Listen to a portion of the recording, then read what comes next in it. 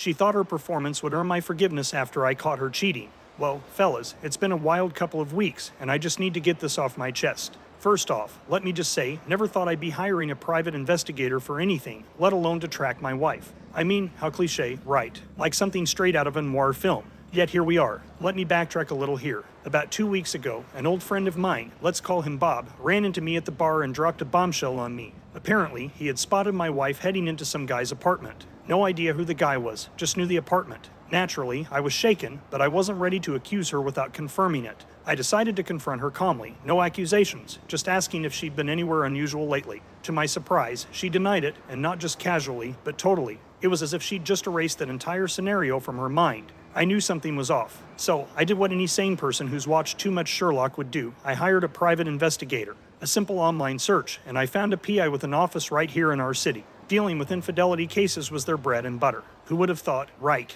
The next few days were excruciating, the anticipation gnawing at my mind. I was on the edge, waiting for the investigator's report, and then, bam, he hit me with the goods. Photos, videos, time-stamped evidence of my wife going in and out of the same apartment Bob had mentioned. Worse, she was sneaking around while she was supposed to be covering a shift at work for her friend.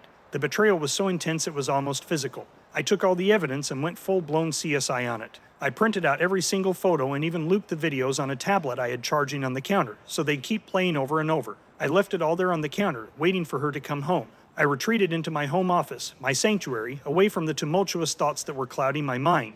It's funny how adversity makes you appreciate the mundane, the routine. I threw myself into work, focusing on a project for a client. The garage door opened, she was home. I waited, the silence punctuating every passing moment. The anticipation was like a time bomb, ticking away. Half an hour later, I heard the softest knock on my door, followed by my wife entering, her eyes red and puffy. She looked like a wreck, and if I'm honest, it gave me a sense of satisfaction. She cried, she begged, she apologized. She even tried to play the intimacy card. I stayed silent, letting her beg, her pleas falling on deaf ears. In my mind, the decision had already been made. Once a cheater, always a cheater. I wasn't going to live my life in a constant state of paranoia and doubt. In the end, with her kneeling in front of my chair, hands on my lap, begging me, I finally let her perform one last intimate act with me. If you catch my drift, call it a farewell gift to myself. But even then, I didn't say a word, not during, not after. When it was over, I finally spoke and told her I was done. She looked shell-shocked, as if she thought her little performance would have absolved her sins. When she tried to question me about it, I could only laugh. It was tragic and hilarious at the same time. I quoted Smeagol, for good measure, go away and never come back. The look of disbelief on her face would have been comical if it wasn't so pathetic.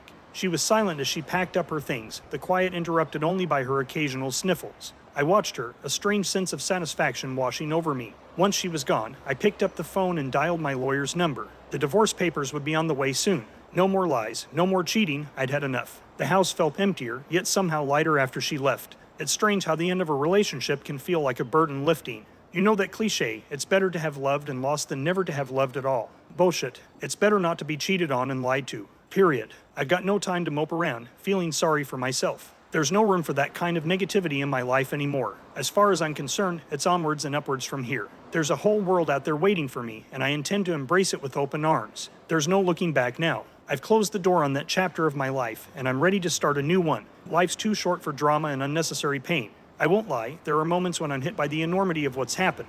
But then, I remind myself that I'm better off without her, without the lies and deceit. Peace out. Well, I think that's the first time we've heard about an intimate moment happening after the truth came out on this channel. What are your thoughts on this? Let us know in the comments section below. When you subscribe, be sure to click the notification bell. Click here for more Tangled threads.